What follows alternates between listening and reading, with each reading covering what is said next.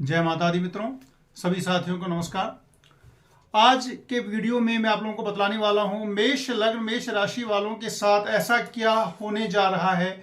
जनवरी और फरवरी के महीने में बृहस्पति देव आपके लिए कितने शुभ फल देने जा रहे हैं, ये आपको जानने की जरूरत है। क्योंकि जब आप जान जाते हैं तो फल मिलने की जो इंटेंसिटी होती है और ज्यादा बढ़ जाती है। देव गुरु बृहस्पति आज ही मार्गी हुए हैं। बृहस्पति देव आज ही मार्गी हुए हैं, मित्र के घर में हैं और आपके लग्न में हैं। किंग कुर्वन्ति गृहे सर्वा यस्य केंद्रे बृहस्पति मत्त मातंग यूतानाम भीनत्ये कोपी केसरी। यानी कि कोई भी ग्रह उसका क्या बिगाड़ लेंगे जिसका बलवान बृहस्पति अगर केंद्र में है या फिर लग्न में है। यानी कि बलवान बृहस्पति, मार्गी बृहस्पति आज से आपके लग्न में रहेंगे। लग्न में पहले भी थे लेकिन आज से वो मार्गी हो गए हैं और मार्गी बृहस्पति काफी अच्छा शुभ फल देते हैं। यानी कि लग्नस्थ बृहस्पति सर्व अरिष्ट समन कर्ता योग बना रहे हैं। तो मेष लग्न और मेष राशि दोनों से बृहस्पति काफी शुभ फल देने वाले हो रहे हैं। दूसरी बात, एक महायोग होता है। मित्रों, महायोग होता क्या है पहले आप वो जान लें। शुभ घर और त्रिकोण और केंद्र के बीच में या किसी दो शुभ घर के बीच में अगर म्यूचुअल योग होता है, व्यत्यय होता है, यानी कि पंचम का स्वामी अगर चला जाए दसम में, दसम का स्वामी चला जाए पंचम में, यानी कि एक दूसरे के घर में रहें और वो दोनों एक दूसरे के मित्र भी रहें, तो बहुत ही बड़ा ये महालक्ष्मी योग बनता है।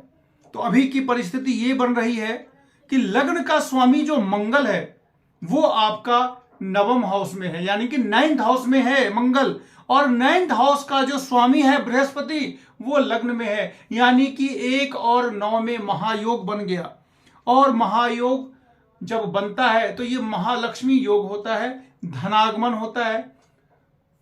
दसों दिशाओं से कहा जाता है कि धन का आगमन होता है, एकाधिक आय के स्रोत बढ़ते हैं और परिस्थिति अनुकूल हो जाती है। यानी कि 2 जनवरी 2024 से बृहस्पति आपके लिए अनुकूल हो गए और बृहस्पति और मंगल का जो ये व्यत्यय है, म्यूचुअल योग है, ये आपके लिए सुख समृद्धि लेकर के आने वाला है। अब बात करते हैं दशम भाव की। मित्रों, हमेशा गोचर में प्लस माइनस दोनों ही चलते रहते हैं। कभी भी ऐसा किसी के साथ नहीं हो सकता कि सारे के सारे हमारे प्लस ही चलते रहें। कुछ ना कुछ हर भाव से संबंधित जो कुछ ना कुछ नेगेटिविटी भी लाइफ में आती है। तो अभी देखें कि 10th हाउस जो आपका है, आपको देख सकते हैं, आप देखें कि 10th हाउस में 10 नंबर आपका लिखा हुआ है और उसके आगे शनि और पीछे मंगल और सूर्य है। यानी कि इसको कहा जाता है कि जब किसी भाव के आगे और पीछे पापी ग्रह बैठ जाएं तो इसको पाप कर्तरी योग कहा जाता है। तो दसम भाव जो है वो पाप कर्तरी योग में आ गया। और जब पाप कर्तरी योग में जो भाव आ जाता है उस भाव से संबंधित समस्याएं, संघर्ष उत्पन्न होते हैं। यानी कि दसम भाव आपका नौकरी का है, व्यवसाय का है, तो आप कम से कम एटलीस्ट पूरी फरवरी तक नौकरी में सावधानी बरतें, किसी से अन्यथा ना लें, किसी से लड़ाई झगड़े से बचें, किसी भी केस मुकदमा इधर जो भी होता है आपको पता रहना चाहिए कि पूरे फरवरी के महीने तक मुझे कुंडली के अंदर में, गोचर के अंदर में मेरी समस्या है। तो अगर आप पहले से पता कर लेते हैं, ज्योतिष का एक सर्वमान्य नियम है कि अगर हमें किसी भी अरिष्ट का पहले पता चल जाता है तो सबसे पहले तो वो अरिष्ट अपने आप ही न्यून हो जाता है। कहा जाता है कि अरिष्ट का अगर पता आपको पहले ही चल गया तो वो अरिष्ट अपने आप ही न्यून हो जाता है। इसीलिए प्रबल अरिष्ट का कभी पता चलता ही नहीं है। और प्रबल अरिष्ट जब कभी आता है तो आपको पता चलेगा ही नहीं, आप उस तरफ जाएंगे ही नहीं। लेकिन जिन लोगों को अगर जिन्होंने देख लिया है तो निश्चित रूप से उसमें न्यूनता आ जाएगी।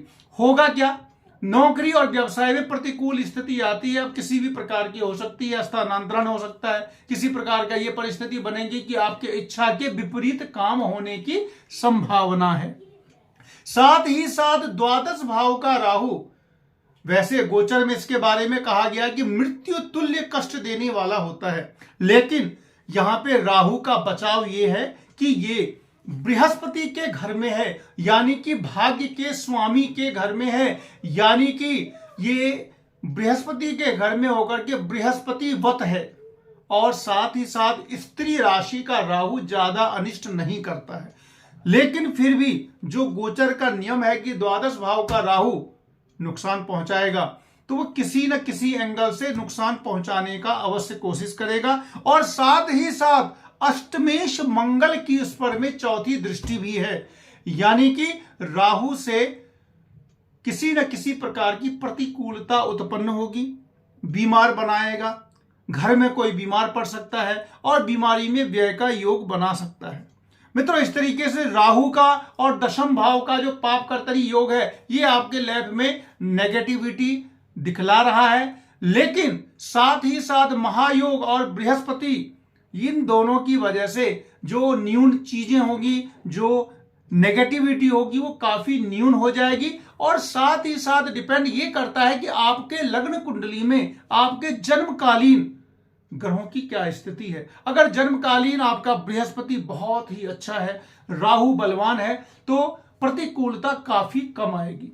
साथ ही साथ एक चीज और लगा हुआ है, विपरीत राजयोग। इससे पहले भी मैंने आप लोगों को बतलाया कि विपरीत राजयोग कब लगता है, जब 6, 8, 12 के जो स्वामी होते हैं वो 6, 8, 12 में ही आ जाएं, तो इसको विपरीत राजयोग कहा जाता है। विपरीत राजयोग क्या करता है कि थोड़ा सा स्ट्रगल देने के बाद बड़ी सफलता देता है। तो यहां पे आपका छठे भाव का जो मालिक है बुध, वो अष्टम भाव में आएंगे, कुछ दिनों के लिए आएंगे और आपको काफी सारा फायदा पहुंचा करके चले जाएंगे। एक चीज और है कि फरवरी के महीने में आपका जो चौथा भाव है उस पर में राहु की दृष्टि है, सूर्य की दृष्टि है और मंगल की दृष्टि है, यानी कि चौथे भाव पर तीन पापी ग्रहों की दृष्टि पड़ने का मतलब एक तो ये होता है कि किसी न किसी प्रकार से प्रतिकूल ट्रांसफर करवाता है, क्योंकि चौथा जो भाव है वो आपका जमीन का है, जहां पर आप रहते हैं, तो उस जमीन से विलग करने की कोशिश करते हैं। दूसरा वाहन का भी है, तो वाहन के भाव पर तीन पापी ग्रहों की दृष्टि पड़ने से ये वाहन चलाने में सावधानी बरतने को बोला जा रहा है ज्योतिषीय दृष्टि से, क्योंकि चौथा भाव जो होता है वो वाहन का होता है, तो वाहन से आपको सावधान रहने की आवश्यकता है। साथ ही साथ भूमि, भवन, वाहन और माता, इन चारों चीजों का जो कारक है, जो जिसके लिए कहते हैं फैक्टर है, वो फोर्थ हाउस ही होता है। तो फोर्थ हाउस के पीड़ित होने से ये सारी चीजें आपके साथ नेगेटिविटी दिखलाया जा सकता है और आता ही है। हमें कभी कभी पता भी नहीं चलता कि हमने कितनी सारी नेगेटिविटी अपने ऊपर में झेल ली, और कभी कभी ये भी पता नहीं चलता कि हमने कितनी पॉजिटिविटी हमारे ऊपर में आ गई, हमें पता नहीं चलता। तो कुंडली के अंदर हमारे जन्मकालीन गोचर का हमारे जीवन पर पूरा प्रभाव पड़ता है, और उस प्रभाव को हमें नेगेटिव एनर्जी को मिनिमाइज करना है, पॉजिटिव एनर्जी को मैक्सिमाइज करना है। यानी कि जो चीज हमारे ऊपर नेगेटिव आ रही है उसको हमें और ज्यादा न्यून कैसे करें, इसके उपाय हमें करने चाहिए। आपका मेष राशि है, मेष लग्न है, हनुमान जी आपके मेन जो भगवान कहा जाए कि आपकी राशि के जो इष्ट देव कौन हुए, तो वो हनुमान जी हुए। हनुमान जी की आपको पूजा करें, और साथ ही साथ सूर्य देव जो हुए वो आपके हुए पंचमेश, बुद्धि के मालिक, तो सूर्य की आराधना निश्चित रूप से करें। तांबे के लोटे से, तांबे के बर्तन में लाल फूल, अक्षत, कुमकुम इत्यादि देकर के सूर्य भगवान को आप रोज जल अर्पित करें। इतने करने से लगातार जब आप करेंगे तो ये एक अनुष्ठानिक रूप हो जाएगा, और आपकी जो भी इच्छाएं होंगी, जो आप जिस चीज में मेहनत कर रहे हैं, उस मेहनत में आपको निश्चित रूप से सफलता मिलेगी। तो जनवरी और फरवरी के महीने में ये सारी चीजें निश्चित रूप से सबके साथ होने वाली हैं। पॉजिटिव चीज को आप बढ़ाएं और नेगेटिव को मिनिमाइज करें। इसके साथ ही मैं आप लोगों को नमस्कार करता हूं, और आप लोग लाइक, शेयर, सब्सक्राइब जरूर करें। काफी आप लोग देख रहे हैं, अच्छा लगता है। और आप लोगों को अगर कुंडली का विश्लेषण करवाना हो तो कमेंट में भी दे सकते हैं। अगर आपको हैंड रिटेन कुंडली बनवानी हो तो मेरे जो दिया हुआ नंबर है, इस पर आप मुझे कॉल कर सकते हैं। और मिलते हैं फिर नेक्स्ट वीडियो में, तब तक के लिए नमस्कार।